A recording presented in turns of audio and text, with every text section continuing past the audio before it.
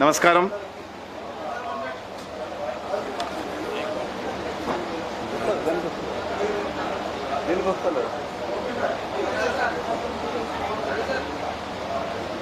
మిత్రులందరికీ నమస్కారం.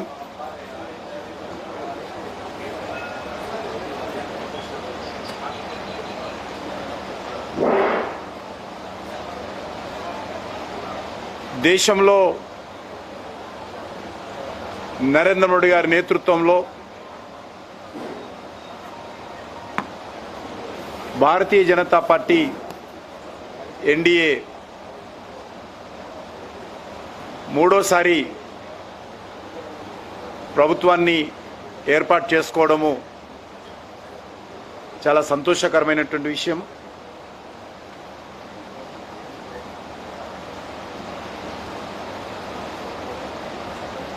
ఈ యొక్క పార్లమెంట్ ఎన్నికల్లో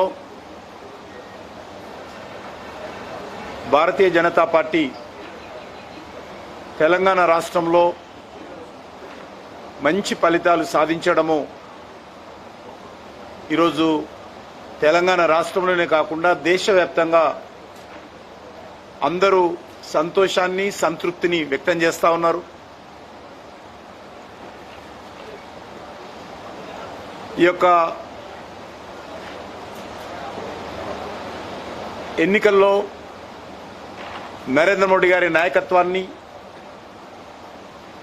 భారతీయ జనతా పార్టీని తెలంగాణ ప్రజలు విశ్వసించి మరి ఈరోజు ఆశీర్వదించడం జరిగింది. అందుకే ఈ ఎన్నికల్లో గతంలో ఎన్నడూ లేని విధంగా అద్భుతమైనటువంటి ఓటింగ్ పర్సంటేజీ, సీట్లను కూడా భారతీయ జనతా పార్టీ పొందడం జరిగింది.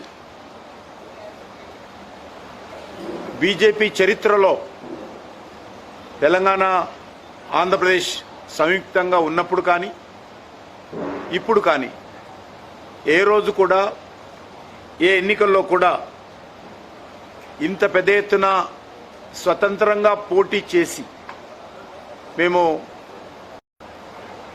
సీట్లు గెలవలేదు.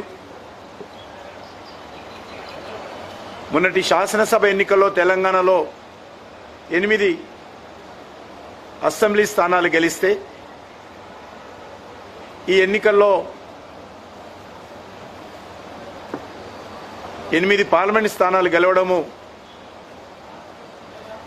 భారతీయ జనతా పార్టీ పట్ల, ప్రధానమంత్రి నరేంద్ర మోడీ గారి పట్ల తెలంగాణ ప్రజల్లో ఉన్నటువంటి ఆదరణకు అద్దం పడతా ఉంది.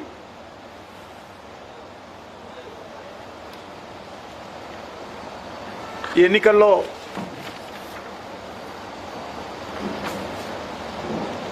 భారతీయ జనతా పార్టీ పైన విశ్వాసం ఉంచి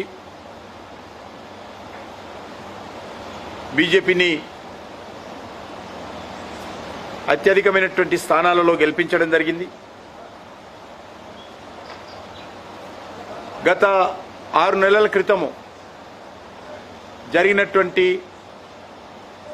తెలంగాణ శాసనసభ ఎన్నికల్లో దాదాపు 14% ఓట్లతో 8 చోట్ల గెలిపించుకున్నటువంటి తెలంగాణ ప్రజలు సరిగ్గా ఈ 5 నెలల తర్వాత ఇప్పుడు జరిగినటువంటి పార్లమెంట్ ఎన్నికల్లో 35% పైగా ఓట్లతో 8 పార్లమెంట్ సీట్లలో బీజేపీని ఆదరించి ఆశీర్వదించడం జరిగింది. తెలంగాణలో రానున్న రోజుల్లో ఒక బలమైనటువంటి రాజకీయ ప్రత్యామ్నాయంగా భారతీయ జనతా పార్టీ ఎదగాలని ఈరోజు తెలంగాణ ప్రజలు కోరుతున్న విషయాన్ని ఎన్నికల్లో స్పష్టం చేయడం జరిగింది. ప్రజలు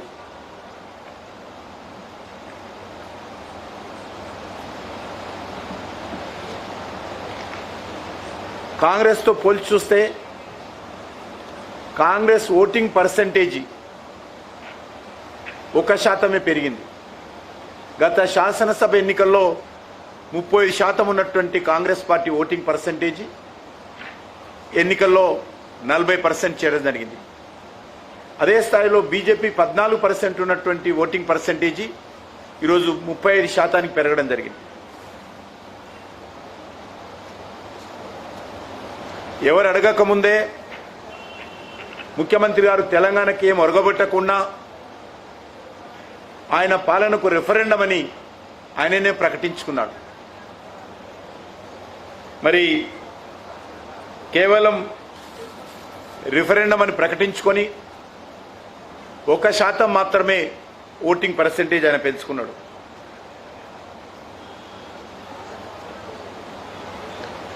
ఈ ఎన్నికల్లో భారతీయ జనతా పార్టీ 35.08% ఓట్లతో 76,47,424 ఓట్లు బీజేపీకి ప్రజలు ఓటేయడం జరిగింది. 5 ఏళ్లలో అత్యధికమైనటువంటి శాతము భారతీయ జనతా పార్టీకి 2019తో పోల్చి చూసినప్పుడు కూడా ఓటింగ్ పర్సెంటేజీ, సీట్ల పర్సెంటేజీ పెరగడం జరిగింది. ఇదే సమయంలో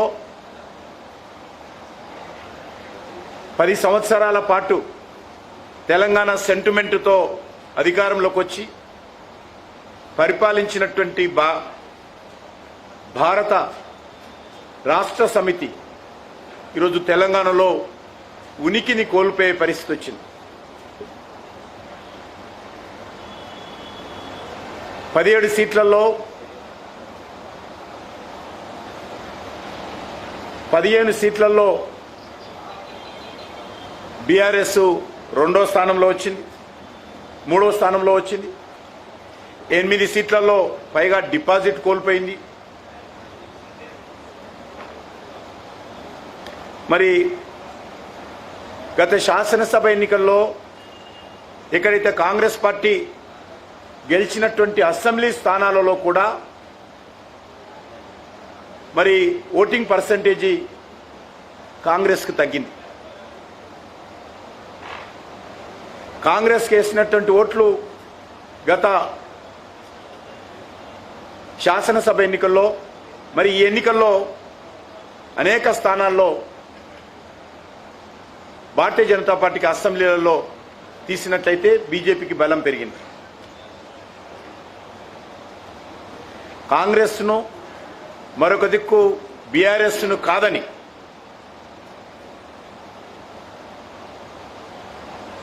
భారతీయ జనతా పార్టీ పట్ల విశ్వాసం చూపడము, భారతీయ జనతా పార్టీని ఆదరించడము, భారతీయ జనతా పార్టీకి అండగా నిలబడము ఈరోజు తెలంగాణలో ప్రారంభమైందని చెప్పి మాట్లాడుతూ ఉన్నారు.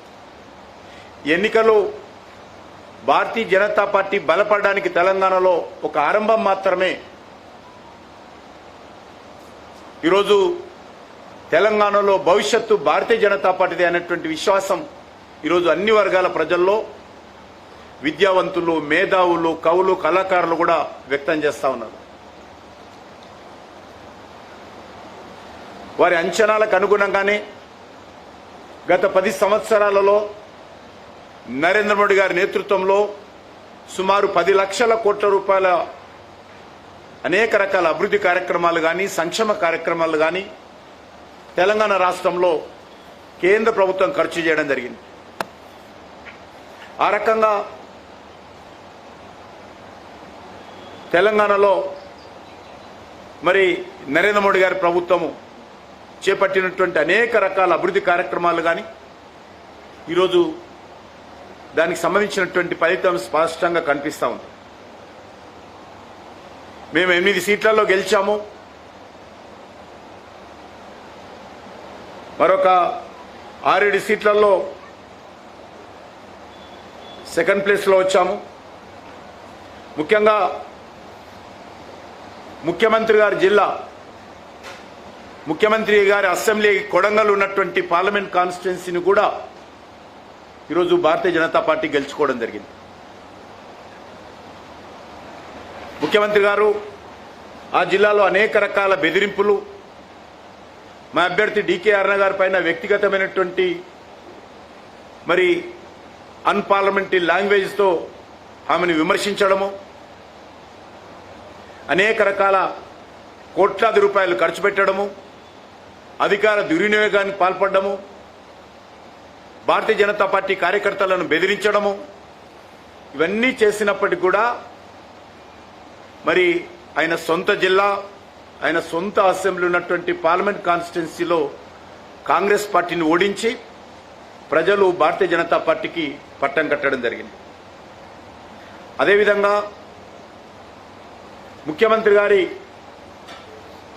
సొంత పార్లమెంట్ కాన్స్టిట్యున్సీ ఏదైతే గతంలో మల్కాజ్గిరి నుంచి గెలిచారో ఆ మల్కాజ్గిరిలో కూడా ఈరోజు భారతీయ జనతా పార్టీ సుమారు 4 లక్షల ఓట్ల మెజార్టీతో బీజేపీ జెండా పాతడం జరిగింది.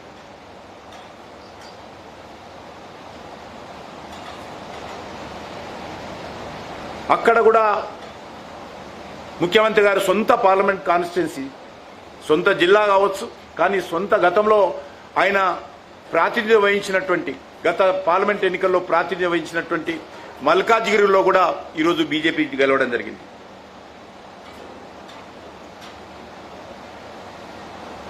మీకు అందరికీ తెలుసు, మాజీ ముఖ్యమంత్రి గారు ప్రాతినిధ్యం వహిస్తున్నటువంటి గజ్వేల్ కానీ, మాజీ ముఖ్యమంత్రి గారి రాజకీయ ఆరంగేట్రానికి కీలక పాత్ర పోషించినటువంటి సిద్దిపేట కానీ, బీఆర్ఎస్ కంచుకోటగా ఉన్నటువంటి మెదక్ పార్లమెంట్లో కూడా ఈరోజు వందల కోట్ల రూపాయలు బీఆర్ఎస్ పార్టీ ఖర్చు పెట్టినప్పటికీ కూడా మరి అక్కడ కూడా ఈరోజు బీజేపీ విజయం సాధించడము తెలంగాణ రాష్ట్ర రాజకీయాలలో భవిష్యత్ ఏ రకంగా ఉండబోతుందో సంకేతం ఇవ్వడం జరిగింది.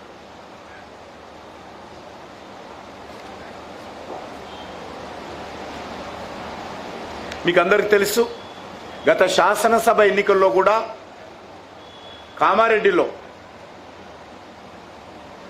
సిట్టింగ్ సీఎంను, అవుట్ గోయింగ్ సీఎంను, లేకపోతే సిట్టింగ్ సీఎంను, ఇన్కమింగ్ సీఎంను కూడా ఓడించిన విషయాన్ని కూడా ఈ సందర్భంగా నేను మనవి చేస్తా ఉన్నాను. అదేదో ఆ ఒక్క సీటు గెలిచారు మీరు, అసలు మీకు ఎక్కడ బలం ఉంది అనేటువంటి విమర్శించినటువంటి వాళ్లకు ఈరోజు కామారెడ్డి ఉన్నటువంటి ఉమ్మడి జిల్లా మెదక్ జిల్లాలో కూడా, నిజామాబాద్ జిల్లాలో కూడా భారతీయ జనతా పార్టీ విజయం సాధించడం జరిగింది. నిజామాబాద్లో మీ అభ్యర్థికి ఏముంది, మరి పసుపు బోర్డు తేలేదని అనేక రకాల తప్పు ప్రచారం ఇచ్చినప్పటికీ మరి ఈరోజు నిజామాబాద్ జిల్లాలో కూడా భారతీయ జనతా పార్టీ అభ్యర్థి అరవింద్ గారు రెండోసారి మంచి మెజార్టీతో విజయకేతనం ఎగరవేశారు. మీకు అందరికీ తెలుసు, కాంగ్రెస్ పార్టీ ఎన్నికల్లో పూర్తిగా తొండి ఆట ఆడింది. కాంగ్రెస్ పార్టీ పూర్తిగా అబద్ధపు ప్రచారం చేసింది, విష ప్రచారం చేసింది, తప్పుడు ప్రకటనలు చేసింది.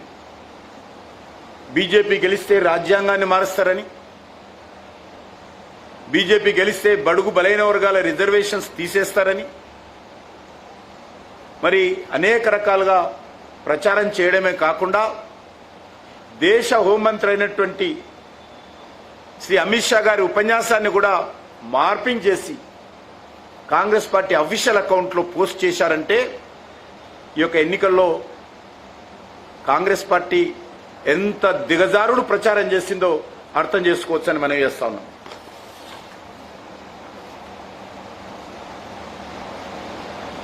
ఈ యొక్క ఎన్నికలు మాకు రానున్న రోజుల్లో భారతీయ జనతా పార్టీ మరింతగా కష్టపడి పనిచేయాలని తెలంగాణ ప్రజలు మాకు ఆదేశించినట్టు కనిపిస్తాం. కాబట్టి తప్పకుండా తెలంగాణ ప్రజలకు ఆకాంక్షలకు అనుగుణంగా భారతీయ జనతా పార్టీ తెలంగాణ రాష్ట్రంలో ఒక ప్రత్యామ్నాయ శక్తిగా ఎదగడం కోసము పూర్తి స్థాయిలో మేము పనిచేస్తామని ఈ సందర్భంగా మనం చేస్తున్నాం. మొన్న జరిగినటువంటి పార్లమెంట్ ఎన్నికల్లో సుమారు 47 అసెంబ్లీ సెగ్మెంట్లలో 47 అసెంబ్లీ శాసనసభ నియోజకవర్గ పరిధిలో భారతీయ జనతా పార్టీ మరి ఆధిక్యాన్ని నిలబెట్టుకున్నాము. అత్యధికమైనటువంటి ఓట్లు 47 అసెంబ్లీ స్థానాల్లో బీజేపీ గెలిచింది. మల్కాజ్గిరిలో 7 అసెంబ్లీలుంటే 7 అసెంబ్లీలలో బీజేపీ లీడ్ తీసుకున్నాం. ఒక్క శాసనసభ కూడా బీజేపీకి లేదు అక్కడ. అయినప్పటికీ 7 ఈరోజు బీజేపీ గెలవడం జరిగింది. చేవెళ్లలో 7 స్థానాలలో ఒక వికారాబాద్ తప్ప 5,000, అది కూడా వికారాబాద్లో ఒక 5,000 మైనస్ ఉన్నాం. మిగతా 6 అసెంబ్లీలలో కూడా బీజేపీ విజయం సాధించడం జరిగింది. కరీంనగర్లో 7 అసెంబ్లీలు ఉంటే 6 అసెంబ్లీలలో బీజేపీ విజయం సాధించడం జరిగింది. ఆదిలాబాద్లో 7 అసెంబ్లీ స్థానాలుంటే అక్కడ కూడా 6 స్థానాలలో బీజేపీ విజయం సాధించాం, మెజార్టీ వచ్చిన ఓటు. నిజామాబాద్లో కూడా 7 అసెంబ్లీ స్థానాలలో 5 స్థానాలలో బీజేపీ మెజార్టీ విజయం సాధించింది. మహబూబ్ నగర్లో 7 స్థానాలలో ఉంటే 4 స్థానాలలో బీజేపీ విజయం సాధించింది. అదేవిధంగా మెదక్, నాగర్ కర్నూల్, వరంగల్, హైదరాబాద్, పెద్దపల్లిలో కూడా ఒక్కొక్క సీట్లలో మేము మెజార్టీ సాధించాము. సికింద్రాబాద్లో 7 స్థానాలుంటే 5 స్థానాల్లో విజయం సాధించడం జరిగింది. సికింద్రాబాద్లో వాస్తవంగా పోటీ చేసింది కాంగ్రెస్ పార్టీ కాదు, మజ్లిస్ పార్టీ. కాంగ్రెస్ గుర్తు మీద మజ్లిస్ పార్టీ పోటీ చేసింది సికింద్రాబాద్లో. పెద్ద ఎత్తున మజ్లిస్ పార్టీ బాధ్యత తీసుకొని బీజేపీని ఓడించేటువంటి ప్రయత్నం సికింద్రాబాద్లో చేసింది. ఒక్క నాంపల్లి అసెంబ్లీలోనే 62,000 మెజార్టీ ఈరోజు అక్కడ మజ్లిస్ పార్టీ కారణంగా కాంగ్రెస్కి వచ్చింది. కాబట్టి దీన్ని బట్టి అర్థం చేసుకోవచ్చు మనం. అంటే దేశం తెలంగాణ మొత్తంలో 47 అసెంబ్లీ నియోజకవర్గాల్లో బీజేపీ ఆధిక్యత లభించింది. అదేవిధంగా బీజేపీ 2వ స్థానంలో ఉన్నటువంటి ఈ యొక్క పార్లమెంటు ఎన్నికల్లో కూడా ఓట్ల తేడా చాలా తక్కువతో ఉన్నాం. మంచి ఓట్లను కూడా అన్ని పార్లమెంట్లో కూడా మేము పొందడం జరిగింది.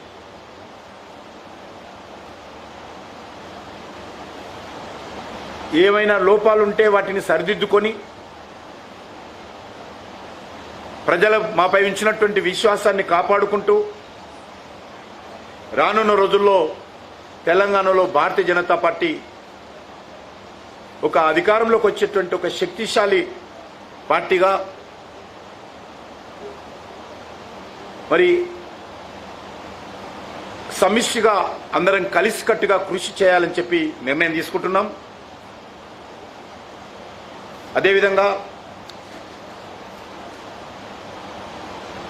తెలంగాణలో ఇప్పుడున్నటువంటి నేపథ్యంలో ఒక దిక్కు బీఆర్ఎస్ పార్టీ బలహీనం కావడము,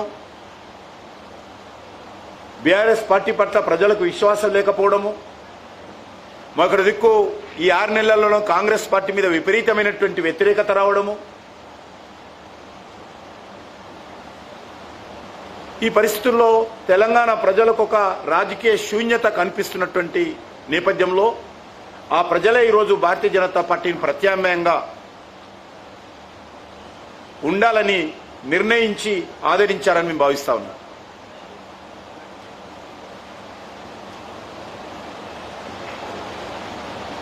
రాష్ట్రంలో ఏదో మార్పు వస్తుంది, కాంగ్రెస్ పార్టీ పోయి మార్పు వస్తుంది, ప్రజల పాలన వస్తుంది, ప్రజాస్వామ్య పాలన వస్తుంది, సోనియమ్మ పాలన వస్తుంది, ఇందిరమ్మ పాలన వస్తుందని ఊకదంపుడు మాటలన్నీ మాట్లాడారు రేవంత్ రెడ్డి గారు, కాంగ్రెస్ పార్టీ. కానీ ఈ 6 నెలల్లో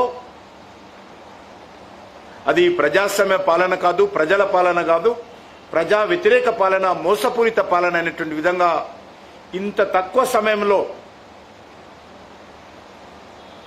ఇంత వ్యతిరేకత కూడగట్టుకున్నటువంటి ప్రభుత్వం దేశంలో మొదటిసారిగా ఈరోజు తెలంగాణలో రేవంత్ రెడ్డి ప్రభుత్వాన్ని చూస్తాం. అనేక రకాల హామీలతో, గ్యారంటీలతో అధికారంలోకి వచ్చి ఈరోజు మరి ఏ ఒక్కటి కూడా అమలు చేయకుండా పూర్తిగా కాంగ్రెస్ పార్టీ నాయకులు షరా మామూలు అన్నట్టుగా తమ పాత అలవాట్ల పద్ధతి ప్రకారము మరి అనేక మంది దగ్గర వేల కోట్ల రూపాయలు వసూలు చేస్తున్నటువంటి పరిస్థితి. కాంగ్రెస్ పార్టీ దేశంలో ఎన్నికల్లో పూర్తిగా తెలంగాణ కాంగ్రెస్ పార్టీ ద్వారానే డబ్బులు మరి ఈరోజు తెలంగాణలో అక్రమంగా వసూలు చేసి పంపిస్తున్న పరిస్థితి మనం చూస్తా ఉన్నాం.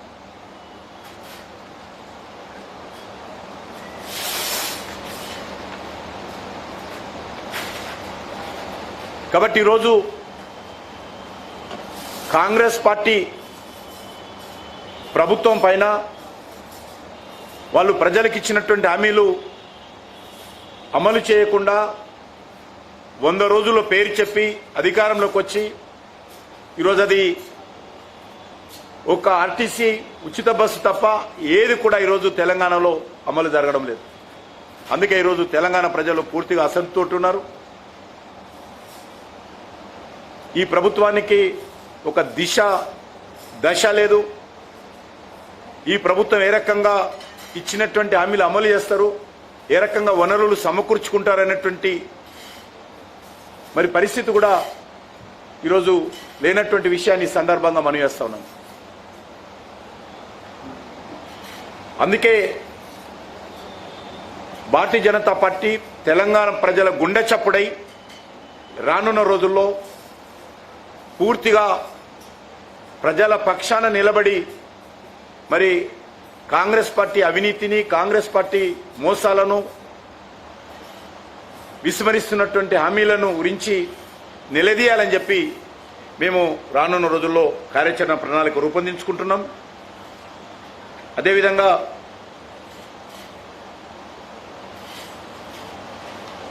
ఏ ఒక్కటి కూడా ఈరోజు అమలు జరగనటువంటి పరిస్థితుల్లో ఈరోజు కాంగ్రెస్ పార్టీ ఉన్నది.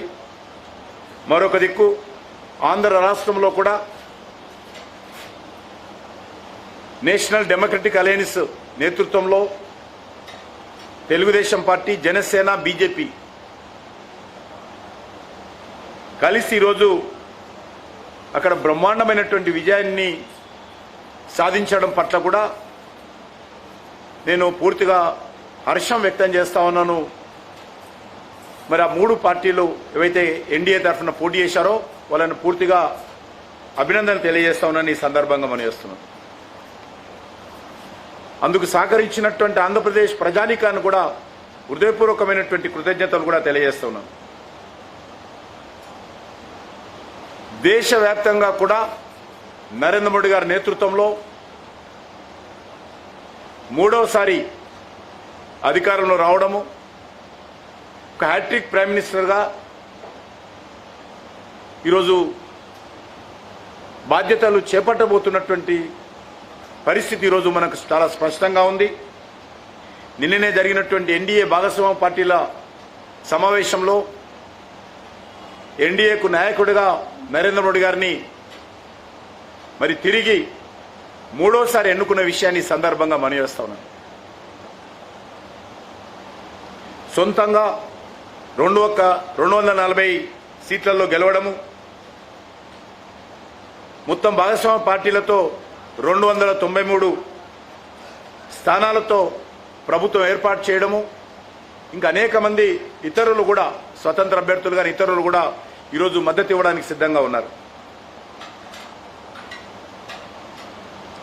180 కోట్ల జనాభా ఉన్నటువంటి భారతదేశంలో భిన్న సంస్కృతులు, భిన్న భాషలు, భిన్న ఆలోచన విధానాలు ఉన్నటువంటి ఒక ప్రజాస్వామ్యానికి నిలయమైనటువంటి మన దేశంలో వరుసగా 3వసారి అధికారంలో రావడము చాలా గొప్ప విషయమని సందర్భంగా మనం చేస్తున్నాం. ఇదే కాకుండా ఒక దిక్కు ఆంధ్రప్రదేశ్, మరొక ఒరిస్సా, అరుణాచల్ ప్రదేశ్లో, సిక్కింలో కూడా ఈరోజు మరి జరిగినటువంటి శాసనసభ ఎన్నికల్లో స్వతంత్రంగా అరుణాచల్ ప్రదేశ్, ఒడిశాలో బీజేపీ అధికారంలో రావడము, మొదటిసారిగా ఒరిస్సాలో బీజేపీ స్వతంత్రంగా ఈరోజు రాష్ట్ర ప్రభుత్వాన్ని స్థాపించే పరిస్థితి రావడం ఏదైతున్నదో మంచి శుభ పరిణామం ఈ సందర్భంగా మనయేస్తున్నాను. అరుణాచల్ ప్రదేశ్లో రెండోసారి అధికారంలో రావడం, సిక్కింలో మా ఎన్డీఏ భాగస్వామి పార్టీగా ఉన్నటువంటి పార్టీ అక్కడ అధికారంలో రావడము చాలా సంతోషకరమైన విషయం ఈ సందర్భంగా మనయేస్తున్నాం.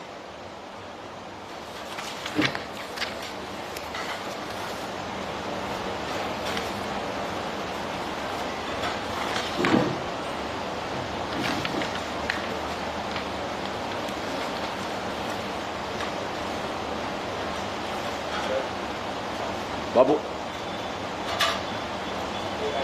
చూడరా,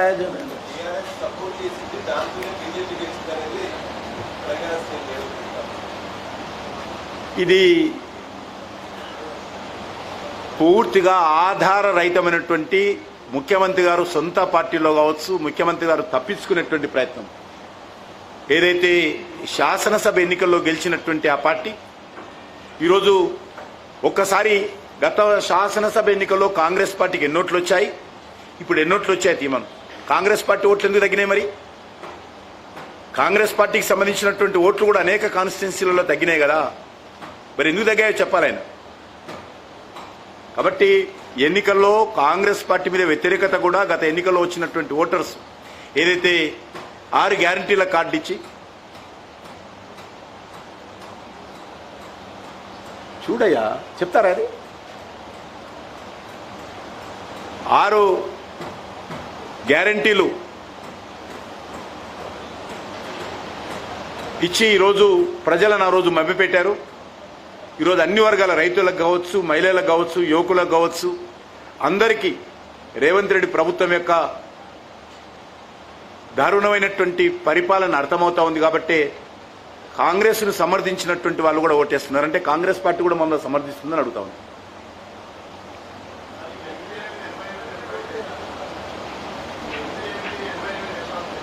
అయితే 8 కలిసి గత శాసనసభ ఎన్నికల్లో 8 గెలిచాము, పార్లమెంట్ ఎన్నికల్లో 8 గెలిచాము, వచ్చే శాసనసభ ఎన్నికల్లో 88 అసెంబ్లీ స్థానాల్లో గెలుస్తాం.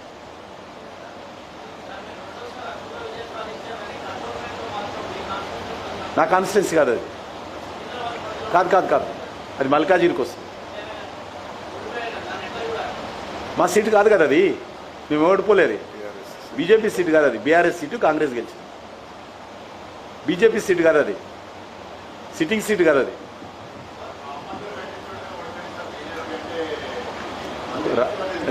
రామందిరం రాజకీయ అంశం కాదు కదా. మేము దేశంలో అనేక రకాలుగా సంక్షేమ కార్యక్రమం అమలు చేశాము, ఒక నీతివంతమైనటువంటి పాలన ఇచ్చాము, దేశాన్ని ప్రపంచవ్యాప్తంగా గౌరవం పెంచేటువంటి ప్రయత్నం చేశాము, అనేక రకాల మౌలిక వసతులు కల్పించాము. ఎన్నడూ లేని విధంగా ఈరోజు దేశ గౌరవాన్ని పెంచే విధంగా ప్రయత్నం చేస్తున్నాం. కాబట్టి ఈరోజు ప్రజలు రామ మందిరం ఒక అంశం తప్పు కాదన్నాం, కానీ అదొకటే కాదు కదా. నాయకత్వంలో లోక్సభలో మంచి విజయం సాధించారు. సో కిషన్ రెడ్డి పాత్ర పార్టీలో ఉంటుందా లేకుంటే ప్రభుత్వంలో ఉంటుందా? పార్టీలో ఎప్పుడు ఉంటుంది, పార్టీలో ఎప్పుడు ఉంటాం. మేము ప్రభుత్వంలో ఉన్నా లేకున్నా పార్టీయే మా శ్వాస, పార్టీయే మాకు మరి లక్ష్యం. కాబట్టి పార్టీ కోసమే పనిచేస్తాం, ప్రభుత్వంలో ఉన్నా లేకున్నా. జాతీయ అధ్యక్షుడు అవుతారు అనేటువంటి ఒక ఆలోచన నా మీద ఏమైనా కోపం ఉందా మీకు? రాష్ట్రం నుంచి రాబోయే ప్రభుత్వంలో తెలంగాణ నుంచి 3-4 కేంద్ర మంత్రులు వస్తాయని ప్రధానమంత్రి. అయితే ఎంతమంది అంటే ఆ లిస్టు ఇప్పటికీ ఏమైనా గుర్తించి అట్లా అవకాశం ఉందా? అది ప్రధానమంత్రి గారిని అడగాల్సిన ప్రశ్న మీరు నన్ను అడుగుతున్నారు. సరే, ఇప్పుడు ప్రధానంగా కాంగ్రెస్ చెప్పేది మీరు తగినన్ని నిధులు తీసుకురాలేదు, తెలంగాణ డెవలప్మెంట్ చేయలేదు. సో క్యాబినెట్ అయినా ఆ మేరకు సముచిత ప్రాధాన్యత గౌరవం ఇచ్చారని దక్కుతుందా? గతంలో తెలంగాణకు 3 క్యాబినెట్ మినిస్ట్రీస్ ఇచ్చింది కేంద్ర ప్రభుత్వం, గుర్తుపెట్టుకోవాలి. 3 క్యాబినెట్ మినిస్ట్రీస్ తెలంగాణకి ఇచ్చింది, తక్కువ ఇవ్వాల. ఎవరైనా సరే 3 వచ్చినాయి కదండి, 3 మినిస్ట్రీస్ వచ్చినాయి కాబట్టి రాధానేత్రం అనుకుంటారు. అదేవిధంగా నిర్మలా సీతారామన్ గారు మన తెలంగాణ బిడ్డని, ఆమె ఆర్థిక శాఖ మంత్రి ఉన్నారు.